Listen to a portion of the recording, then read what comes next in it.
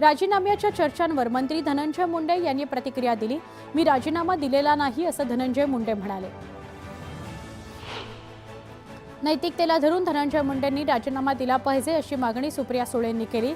सरकारनं संवेदनशीलपणे या विषयावर चर्चा करावी, सर्वपक्षीय बैठक बोलवावी अशीही मागणी सुप्रिया सुळेंनी केली।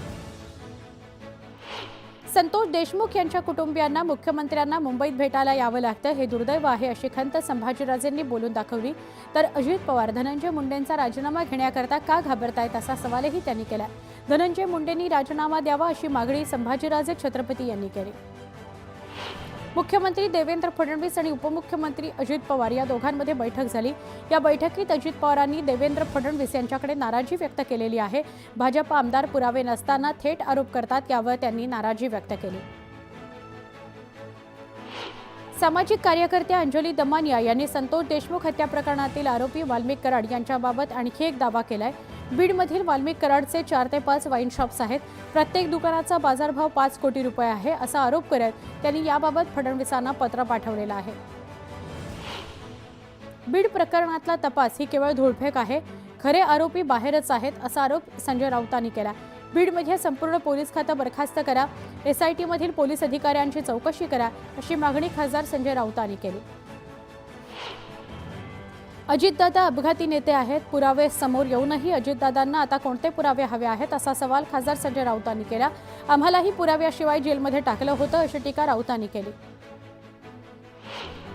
सुरेश धस बोलतात आणि माघार घेतात, वरून दट्ट्या मिळाल्या दबाव आला की धस मागे फिरतात अशी टीका राऊतांनी केली। सुरेश धस यांनी निर्भयपणे लढाई सुरू ठेवावी, आम्ही त्यांच्या सोबत आहोत असं राऊत म्हणाले। सरपंच संतोष देशमुखांचे कुटुंबीय मुख्यमंत्री देवेंद्र फडणवीसांची भेट घेणार आहेत। देशमुखांच्या हत्येप्रकरणी देशमुख कुटुंबीय मुंबईत फडणवीसांना भेटणार आहेत। बीड नंतर आता धाराशिव जिल्ह्याचं पालकमंत्रीपद धनंजय मुंडेंना देण्यास मराठा समाजानं विरोध केलाय। मराठा समाजानं प्रशासनाला निवेदन देत धनंजय मुंडे बीडसह धाराशिवचे पालकमंत्री नको म्हणून उपोषण करतायत। पुण्यात ठाकरे गटाला धक्का बसलाय। ठाकरे गटाचे 5 नगरसेवक भाजपमध्ये प्रवेश करणार आहेत। मुख्यमंत्री देवेंद्र फडणवीसांच्या उपस्थितीत पक्षप्रवेश होईल। नागपुरामध्ये HMPVचे 2 संशयित रुग्ण आढळल्यानं खळबळ उडाली आहे। 7 आणि 13 वर्षाच्या मुलाला HMPV व्हायरसची लागण झाली आहे। स्थानिकांना काळजी घेण्याचं आवाहन प्रशासनाकडून करण्यात आलंय। देशात HMPVचे रुग्ण आढळल्यानं पुणे महापालिकेनं आरोग्य यंत्रणा सतर्क केली आहे, उपाययोजना सुरू केली आहेत। रुग्णांच्या उपचारासाठी नायडू सांसर्गिक रुग्णालयामध्ये 50 खाटांचा स्वतंत्र विलगीकरण कक्ष तयार करण्यात आलाय। पुण्यामध्ये HMPV रोखण्याकरता पालिकेकडून खबरदारी घेण्यात येते। हॉस्पिटल बेड राखीव ठेवण्याच्या हालचाली सुरू असून आरोग्य विभाग अलर्ट मोडवर आहे। बारामतीत खासदार सुप्रिया सुळेंच्या नेतृत्वात कार्यकर्त्यांनी सरकारविरोधात आंदोलन केलं। शेतकऱ्यांच्या कांद्याला आणि दुधाला दरवाढ मिळावी अशी मागणी यावेळी करण्यात आली। कोल्हापूरच्या भोगावती बस स्टँड परिसरात ब्रेकडाऊन झालेल्या एसटीमधील प्रवासी दुसऱ्या एसटीमध्ये घेण्यावरून 2 कंडक्टर्समध्ये हाणामारी झाली। विनंती करायला गेलेल्या कंडक्टरला दुसऱ्या बसच्या कंडक्टरने बेदम मारहाण केली। मारहाण प्रकरणी गुन्हा दाखल करण्यात आलाय। इंदापूर तालुक्यातील सणसर या बसस्थानकासमोर भर दिवसा माजी ग्रामपंचायत सदस्यावर जीवघेणा हल्ला करण्यात आला। या हल्ल्यामध्ये मालोजी गायकवाड जखमी झालेत। ही संपूर्ण घटना CCTVत कैद झाली आहे। भाईंदर पोलीस ठाण्यात टोरेस कंपनी विरुद्ध फसवणुकीचा गुन्हा दाखल करण्यात आलाय। कंपनी विरोधात 26 जणांनी आपले जबाब नोंदवलेत। त्यांची 68 लाखांची फसवणूक झाल्याचं समोर आलंय। अमरावतीत बच्चू कडू यांनी राज्य सरकार विरोधात आंदोलन पुकारलंय। मात्र मोर्चा काढण्याआधीच पोलिसांनी आंदोलनातील शेळ्या मेंढ्या ताब्यात घेतल्या। शहरात ठिकठिकाणी पोलिसांचा मोठा बंदोबस्त तैनात करण्यात आलाय। बीडमध्ये गोळीबार करणाऱ्या 3घांसह गुन्हा दाखल असलेल्या 74 जणांचा शस्त्र परवाना रद्द करण्यात आलाय। उर्वरित परवानाधारकांची पडताळणी सुरू असून आतापर्यंत 303 परवाने रद्द करण्यात आले आहेत। बदलापूर MIDC भागातील प्रदूषण कमी होणार आहे। या भागात केमिकल कंपन्यांमधून निघणारे सांडपाणी वाहून नेण्याकरता भुयारी गटाराची 128 कोटींची योजना मंजूर करण्यात आली आहे। भाजप आमदार किसन कथोरे यांच्या हस्ते या कामांचा शुभारंभ करण्यात आला। राजधानी दिल्लीमध्ये धुक्याची चादर पसरली आहे। दाट धुक्यामुळे दिल्लीत अनेक ठिकाणी दृश्यमानता शून्यावर आली आहे। चंद्रपूर जिल्ह्यातील नवरगाव उपवन परिक्षेत्राअंतर्गत येत असलेल्या गाव परिसरामध्ये वन्य प्राण्यांचा संचार वाढलाय। वाघ बिबट्याच्या बंदोबस्ताकरता वन विभागाला कसरत करावी लागते। जंगल परिसरात वावरणाऱ्या दुर्मिळ उदमांजर हा प्राणी चक्क नवरगावातील एका घरात अचानकपणे आढळला। मांजापासून होणाऱ्या अपघातावर छत्रपती संभाजीनगरमधील बांबू व्यावसायिकानं भन्नाट जुगाड केलाय। व्यावसायिक एका बांबूच्या छोट्या काडीने दुचाकीच्या हँडलवर एक कमान तयार करून देत असून त्यामुळे चालकाच्या जीविताला होणारा धोका टाळण्याकरता मदत होणार आहे। पैठण तालुक्यातील पुनर्वसित पिंपळवाडी पिराची इथल्या बुद्ध समाजाच्या स्मशानभूमीसाठी जागा नसल्याने नागरिक संतप्त झाले। यावेळी स्मशानभूमीच्या जागेकरता गावकऱ्यांनी तहसील कार्यालयासमोर उपोषण केले। नंदुरबार नगर परिषदेच्या अधिकाऱ्यांनी वसुलीचा धडाका लावलाय। पालिकेच्या थकीत करापोटी 12 मालमत्ता सील करण्यात आल्या तर 34 कोटींच्या वसुलीचं आवाहन पालिकेसमोर आहे। मिरजेतील वखारबाग वेताळबाग नगर या परिसरात एका घरातील 5 जनावरं अचानक दगावली। त्यात एका बैलाचा, एका बोकडाचा तर 3 शेळ्यांचा समावेश आहे। जनावरांच्या मालकानं ही जनावरं विषबाधेमुळे दगावली असा संशय व्यक्त केलाय। 10% व्याजाचं मीठ दाखवत टोरेस नावाच्या आर्टिफिशियल डायमंड विक्री करणाऱ्या कंपनीनं गुंतवणूकदारांची फसवणूक केली आहे। कल्याणमधील गुंतवणूकदारही संतप्त झालेत। यावेळी कल्याणमधील खडकपाडा पोलिसांनी दुकानाबाहेर मोठा बंदोबस्त तैनात केलाय। नाशिकमधील बहुचर्चित वादग्रस्त भूसंपादनाची अखेर चौकशी होणार आहे। मुख्यमंत्री देवेंद्र फडणवीसांनी चौकशीचे आदेश दिले। त्यामुळे रातोरात भूसंपादनाचा 55 कोटींचा मोबदला दिल्यानं तत्कालीन आयुक्त अशोक करंजकर अडचणीत सापडण्याची शक्यता आहे। वर्ध्याच्या हिंगणघाटमध्ये उपप्रादेशिक परिवहन विभागाच्या वतीने रस्ता सुरक्षा सप्ताह राबवला जातोय। सामान्य वाहन चालकांमध्ये हेल्मेट वापराबद्दल जनजागृती करण्याकरता हेल्मेट बाईक रॅली काढण्यात आली। बोईसर तारापूर MIDCतील नामांकित असलेल्या विराज प्रोफाईल कंपनीवर आयकर विभागाने छापा मारला। स्टेनलेस स्टील तयार करणाऱ्या कंपनीवर छापा पडल्याने सर्वत्र खळबळ उडाली आहे। मुंबई अहमदाबाद महामार्गावर पहाटेपासूनच प्रचंड वाहतूक कोंडी झाली आहे। वसईच्या चिंचोटी परिसरापासून घोडबंदरच्या फाउंटनपर्यंत वाहतूक कोंडी झाली आहे। त्यामुळे वाहन चालकांसह प्रवासी हैराण झालेले आहेत। केंद्र सरकारच्या गृह मंत्रालयानं नवीन निकष आणि तंत्रज्ञानाच्या आधारावर केलेल्या मोजणीत महाराष्ट्राच्या किनारपट्टी क्षेत्रात 35% वाढ झाली आहे। बंदर विकास कामांमुळे सागरी अंतर वाढत आहे। श्री विठ्ठल रुक्मिणी मंदिरात लाखो भाविक दर्शनाकरता येत असतात। यावेळी मंदिर समितीने उपलब्ध केलेला लाडू प्रसादही आवर्जून घेतात। 2024 सालामध्ये लाडू प्रसादातून 5,80,42,000 उत्पन्न मिळालं। सांगली पाटबंधारे कार्यालयामध्ये म्हैसाळ सिंचन योजनेचे पंप सुरू करण्याकरता आमदार सुरेश खाडे यांनी अधिकाऱ्यांची बैठक घेतली। यावेळी 10 जानेवारीपासून योजना सुरू करण्याचे आदेश त्यांनी शेतकऱ्यांना दिले आहेत। त्यामुळे आता शेतकऱ्यांची पाण्याची प्रतीक्षा संपणार आहे।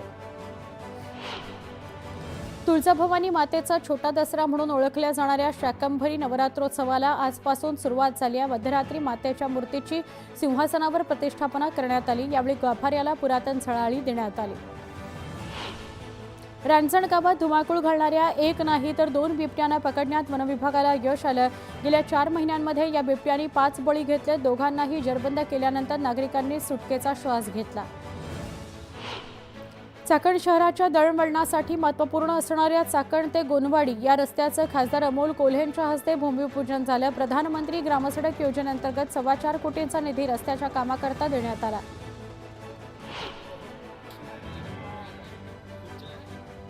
बुलडाणा जिल्ह्यातील खामगाव पंचायत समितीला 50,000 देऊनही गटविकास अधिकाऱ्यांना अतिक्रमण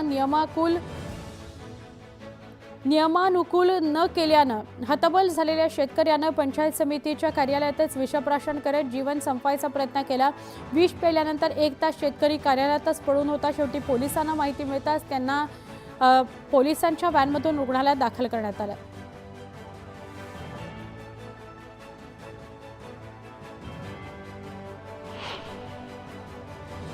पोलीस दल स्थापना दिनाचं औचित्य साधत सिंधुदुर्ग पोलीस दलाच्या वतीने रेझिक डे आयोजित करण्यात आला होता। यावेळी महाविद्यालयीन विद्यार्थ्यांना पोलीस ठाण्याच्या कामकाजाची माहिती देण्यात आली। गोंदिया जिल्ह्यात सिकल सेल आजाराचे जवळपास 1,508 रुग्ण आहेत। महिन्याकाठी 15 नागरिकांना रक्ताची गरज भासते। पोलीस स्थापना दिनानिमित्तानं रेझिंग डे सप्ताह सुरू आहे। या निमित्तानं विविध उपक्रम राबवण्यात येत आहेत। यावेळी भिवंडीतही नागरिकांमध्ये जनजागृती व्हावी यासाठी पोलिसांकडून रस्त्यांवर पथनाट्य सादर करण्यात आलं। नाशिकमधील टिळकवाडी भागात एका दाम्पत्यानं विष सेवन करत म्हणजे विषप्राशन करत आत्महत्या करण्याचा प्रयत्न केला। या दाम्पत्याच्या लहान मुलाच्या लग्नाची घरात तयारी सुरू असताना आईवडिलांनी आत्महत्या केल्यानं खळबळ उडालेली आहे। अद्यापही आत्महत्येचं कारण मात्र समोर आलेलं नाही। पुणे जिल्हाधिकारी कार्यालयावर शिवपाणन शेतरस्त्यांच्या प्रश्नावरून पेरू वाटप आंदोलन करण्यात येणार आहे।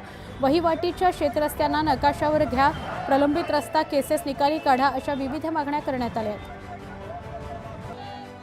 रायगड जिल्ह्यात नवनव्यानं प्रकल्प आणि उद्योगधंदे उभारले जात आहेत। अशात औद्योगिकीकरणाच्या प्रकल्पाच्या नावाखाली शेतकऱ्यांच्या जमिनी विकत घेतल्या जात आहेत। त्यामुळे अलिबागमधील खारेपाट या भागातील हजारो शेतकऱ्यांनी न्याय हक्कांकरता एल्गार पुकारला। जोपर्यंत आमच्या मागण्या पूर्ण होत नाहीत तोपर्यंत प्रकल्पाला विरोध असल्याचा पवित्रा शेतकऱ्यांनी घेतला। मावळमध्ये मानवी वस्तीत नाग आढळल्यानं खळबळ उडाली आहे। दरम्यान प्राणीमित्रांनी या नागाला नैसर्गिक अधिवासात सोडून दिलं, पण परिसरामध्ये भीतीचं वातावरण आहे। गेल्या 15 आठवड्यापासून वाढलेली थंडी, ढगाळ वातावरण यामुळे भाजीपाला उत्पादनात वाढ झाली आहे। यामुळे सगळ्याच भाजीपाल्यांचे दर 30 ते 40 रुपये किलोपर्यंत घसरले आहेत। तर शेवग्याचे दर 250 रुपये किलोवर असून लसणाचे दर 300 ते 350 रुपये किलो इतके झाले आहेत। CCIच्या माध्यमातून भुसावळ तालुक्यातील कुऱ्हा कापूस खरेदी केंद्र करण्यात आलं। या ठिकाणी महिन्याभरात फक्त 8500 क्विंटल कापूस खरेदी झाली आहे। हमीभावापेक्षा कमी दर मिळत असल्यानं CCI केंद्राकडे शेतकऱ्यांनी पाठ फिरवली आहे। रत्नागिरी जिल्ह्यातील हर्णे बंदरात एकाच मासेमारी बोटीला 3.5 लाखाचे मासे मिळाल्यानं समाधान व्यक्त होत आहे। हर्णे बंदरातील मच्छीमारांना गेले काही मच्छी दुष्काळाला सामोरं जावं लागलं। माकुळ माशांची आवक सुरू झाल्यानं दिलासा मिळालेला आहे। जळगाव जिल्हा परिषदेच्या आरोग्य विभागाअंतर्गत 78 प्राथमिक आरोग्य केंद्रांमध्ये पुरवण्यात आलेली औषधी निकृष्ट दर्जाची आणि बोगस खरेदी केल्याचा आरोप होतो। या संदर्भात प्राप्त तक्रारीच्या अनुषंगाने समिती गठीत करण्यात आली। त्यातच 78 प्राथमिक आरोग्य केंद्रांतील 4ही कंपन्यांचा औषधी साठा परत मागवला असून पुरवठादाराला परत करण्यात येणार आहे। भिवंडी चोरीला गेलेला मुद्देमाल गुन्हेगारांकडून जप्त करून पोलिसांनी तो नागरिकांना परत केलाय।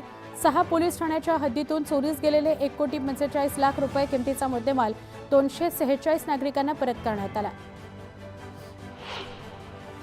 कर्जतमधील ND स्टुडिओचं अद्ययावतीकरण करून तिथं व्यवसाय वाढवण्याच्या दृष्टीनं त्या क्षेत्रातील तज्ज्ञ सल्लागार नियुक्त करावा अशा सूचना सांस्कृतिक कार्यमंत्री आशिष शेलार यांनी केल्यात। स्टुडिओची आर्थिक सक्षमता अधिक वाढवता येईल यासाठी त्यांनी संबंधितांना सूचना केल्या।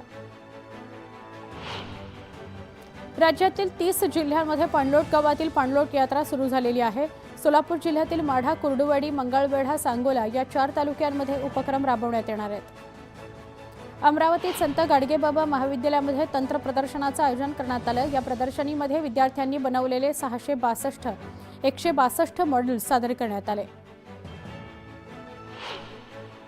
साताऱ्यातील कराड उपविभागीय पोलीस दलाच्या वतीने 19 जानेवारी रोजी ड्रग्ज फ्री आणि हेल्दी कराडसाठी मिनी मॅरेथॉनचं आयोजन करण्यात आलं आहे। सातारा जिल्ह्यातील सगळ्या पोलीस ठाण्यातील कर्मचारी, अधिकारी आणि स्पर्धक सहभागी होणार आहेत। ही माहिती दिली पोलीस उपअधीक्षक अमोल ठाकूर यांनी। रत्नागिरी जिल्ह्यातील सागरी सुरक्षा रक्षक गेल्या 4 महिन्यांपासून मानधनाशिवायच असल्याचं समोर आलंय। जिल्ह्यात सध्या 60 सुरक्षा रक्षक कार्यरत आहेत। त्यांना 4 महिन्यांपासून वेतनच मिळालेलं नाही, त्यामुळे ते आर्थिक कोंडीत सापडले आहेत। त्यामुळे तात्काळ वेतन देण्याची मागणी त्यांच्याकडून करण्यात येते। लातूर ते टेंभुर्णी या महामार्गावरील रखडलेल्या कामाच्या ठिकाणी डांबरीकरण करून देण्यात यावं या मागणीकरता युवसेनेच्या वतीनं रास्ता रोको आंदोलन करण्यात आलं। काम रखडल्यामुळे सर्वत्र धुळीचं साम्राज्य आहे। राज्यातील व्याघ्र प्रकल्पात मोबाईलला बंदी घालण्यात आली आहे। उमरेड करंडासाठी घटनेनंतर मोठा निर्णय घेण्यात आला। पर्यटकांनी उमरेड करंडामध्ये वाघिणीचा मार्ग रोखला होता।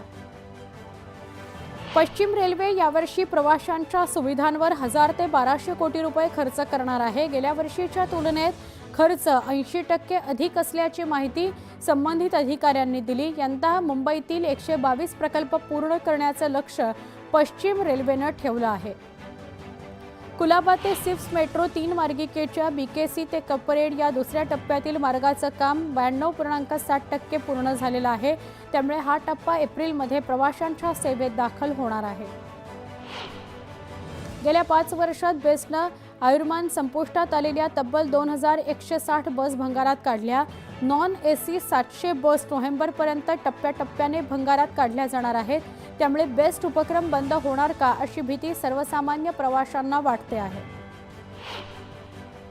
पनवेल आगारात शिवशाही बंद झाल्यानं सद्यस्थितीत अनेक मार्गांवर लालपरी धावतीये. पनवेल आगारात या अगोदर महाड, माणगाव, अलिबाग, पेणसाठी 7 शिवशाही बस होत्या. मात्र सद्यस्थितीत पनवेल आगारात एकही शिवशाही बस नाही. वंदे भारत रेल्वे सेवा लवकरच जळगावकरांच्या सेवेत दाखल होणार आहे. मुंबई आणि पुण्याकरता ही रेल्वेगाडी भुसावळ आणि जळगावात थांबा घेण्याच्या प्रस्तावाला केंद्रीय रेल्वे मंत्रालयानं हिरवा कंदील दिलाय. त्यामुळे आता जळगावकरांना 5 ते 7 तासात पुण्याचा प्रवास पूर्ण करता येणार आहे. सोलापूर विभागातून धावणाऱ्या 44 गाड्यांचा वेग ताशी 20 किलोमीटरनं वाढणार आहे. धावणाऱ्या गाड्यांचा 110 पासून 130 किलोमीटर ताशी वेग करण्यासंदर्भात प्रशासनाकडून मंजुरी देण्यात आली आहे. त्यामुळे रेल्वेनं प्रवास करणाऱ्या प्रवाशांचा वेळ वाचण्यात मदत होणार आहे. विनापरवाना वृक्षतोड थांबवण्याकरता शासनानं वृक्षतोडीचे नियम कडक केले आहेत.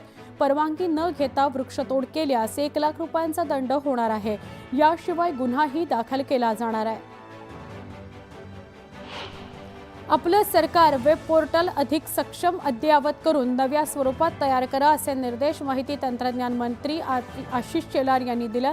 नागरिकांना जलद माहिती उपलब्ध होण्याकरता आपलं सरकार ॲप हे तयार करावं आणि या सुविधा मोबाईलवर उपलब्ध होतील या दृष्टीनं नियोजन करावं अशा सूचना देण्यात आल्या आहेत. नवी मुंबई आंतरराष्ट्रीय विमानतळासह नागपूर शिर्डी विमानतळांची कामं दिलेल्या मुदतीत गतीनं पूर्ण करावीत अशा सूचना मुख्यमंत्री देवेंद्र फडणवीस यांनी केल्या आहेत. वाढवण बंदर केंद्र आणि राज्य सरकारचा महत्त्वाचा प्रकल्प आहे. देशातील सगळ्यात मोठी व्यापारी वाहतूक या ठिकाणाहून होणार आहे असं फडणवीसांनी म्हटलं. दादर सारख्या गजबजलेल्या स्थानकातील धक्कादायक घटना समोर आली आहे. एका माथेफिरूनं स्टेशनवर चालत असताना एका तरुणीचे केस कापलेत. केस कापल्यानंतर हा माथेफिरू फरार झाला असून सीसीटीव्हीच्या आधारे माथेफिरूचा तपास सुरू आहे. मुंबई महापालिकेच्या सर्व विभागांमधील कर्मचारी अधिकाऱ्यांची उपस्थिती नोंदवण्यासाठीची बायोमेट्रिक प्रणाली बंद करण्यात आली असून 1 जानेवारीपासून फेशियल बायोमेट्रिक हजेरी सुरू करण्यात आली आहे. नव्या प्रणालीकरता आतापर्यंत 79,815 कामगार कर्मचाऱ्यांची नोंदणी पूर्ण झाली आहे. नवी मुंबई शहरातील प्रदूषण कमी व्हावं, हवा गुणवत्ता निर्देशांक सुधारावा यासाठी महानगरपालिकेनं डीप क्लिनिंग मोहीम सुरू केली आहे. बेलापूर, वाशी आणि कोपरखैरणे परिसरात हे अभियान राबवून रस्ते, पदपथ आणि बाजूचा परिसर पाण्याने फवारे मारून स्वच्छ करण्यात आला. दारूच्या नशेत वाहन चालवून स्वतःसह दुसऱ्यांचा जीव धोक्यात घालणाऱ्यांविरुद्ध वाहतूक पोलिसांनी धडक कारवाई सुरू केली आहे. वर्षभरात कारवाई झालेल्यांच्या संख्येत 4 पटीनं वाढ झाली आहे. 2024 मध्ये आकडा 9,287 वर गेलाय, जो आकडा 2023 मध्ये फक्त 2,500 होता. खास महिलांकरता असलेल्या कामा रुग्णालयामध्ये भूलतज्ञ नसल्यानं नियमित शस्त्रक्रिया गेल्या 3 आठवड्यापासून रखडल्यात. त्यामुळे प्रसूतीसाठी येणाऱ्या महिलांचे हाल होत आहेत. राणीची बाग इथल्या पर्यटकांकडून जमा होणारा महसूल काहीसा घटलाय असं चित्र असलं तरी 3 महिन्यांमध्ये ही तूट भरून निघेल. तसंच महसूल अधिक वाढवण्यासाठी येत्या मार्च महिन्यापर्यंत राणीबागेत सिंह आणला जाईल अशी माहिती प्राणी संग्रहालयाचे संचालक डॉक्टर संजय त्रिपाठी यांनी दिली आहे. मुंबई महानगरातील हवेची गुणवत्ता सुधारल्यानं भायखळा, बोरिवली या भागांमध्ये बांधकामांवर लावण्यात आलेली बंदी हटवण्यात आल्याची माहिती पालिका अध्यक्षांनी दिली. मात्र वायू प्रदूषणास कारणीभूत ठरणाऱ्या प्रकल्पांवर निर्बंध लावणार असल्याचा इशारा पालिका आयुक्तांनी दिला. दादर इथल्या शिवाजी पार्क मैदानातील धुळीबाबत नागरिकांच्या समस्या जाणून घेऊ. येत्या 15 दिवसांमध्ये महापालिकेने तातडीने निर्णय घ्यावा आणि कार्यवाहीला सुरुवात करावी असे आदेश कदम यांनी पालिकेच्या अधिकाऱ्यांना दिले आहेत. तसंच 15 दिवसांमध्ये पालिकेनं कोणतीही कार्यवाही न केल्यास त्याबाबत महाराष्ट्र प्रदूषण नियंत्रण मंडळ निर्णय घेईल असंही सांगण्यात आलं. बेस्ट उपक्रमाची दुर्दशा झाली असून येत्या 15 दिवसांपासून या संस्थेला कोणीही वाली नाही. बेस्ट उपक्रमाचे माजी महाव्यवस्थापक यांनी एकतर्फी पदभार सोडल्यामुळे अद्याप नवीन अधिकाऱ्यांची नियुक्ती झालेली नाही. त्यामुळे महापालिकेतील अतिरिक्त आयुक्त अश्विनी जोशी यांच्याकडे सध्या या पदाचा कार्यभार सोपवण्यात आलेला आहे. पुण्यात आरोग्य सुविधेसाठी दिला जाणारा 7.5 कोटींचा निधी पालिकेकडून पडू नये. कोरोना काळात रुग्णांना चांगल्या सुविधा मिळाव्यात म्हणून हा निधी दिला जातो. मात्र अजूनही निधी तसाच बँक खात्यात पडून आहे. समुद्राच्या खाऱ्या पाण्यापासून गोडे पाणी मिळवण्याचा निक्षारीकरणाचा प्रयत्न पुनरुज्जीवित होण्याचा शक्यता आहे. या प्रकल्पाच्या निविदा प्रक्रियेला प्रसिद्धी न मिळाल्यामुळे ही प्रक्रिया रद्द करण्यात आली होती. मात्र प्रकल्पाला गती देण्याचे आदेश नुकतेच केंद्रीय मंत्री पियुष गोयल यांनी दिले आहेत. नॅक मूल्यांकनाबाबतची माहिती विद्यापीठाच्या संकेतस्थळावर अद्ययावत न करणारी महाविद्यालयं, मान्यताप्राप्त शैक्षणिक संस्था यांना कारवाईला सामोरं जावं लागू शकतं. महाविद्यालय, उच्च शिक्षण संस्था यांनी 15 जानेवारीपर्यंत माहिती अद्ययावत न केल्यास प्रथम वर्षाच्या प्रवेशावर निर्बंध घालण्याचा इशारा सावित्रीबाई फुले पुणे विद्यापीठानं दिला आहे.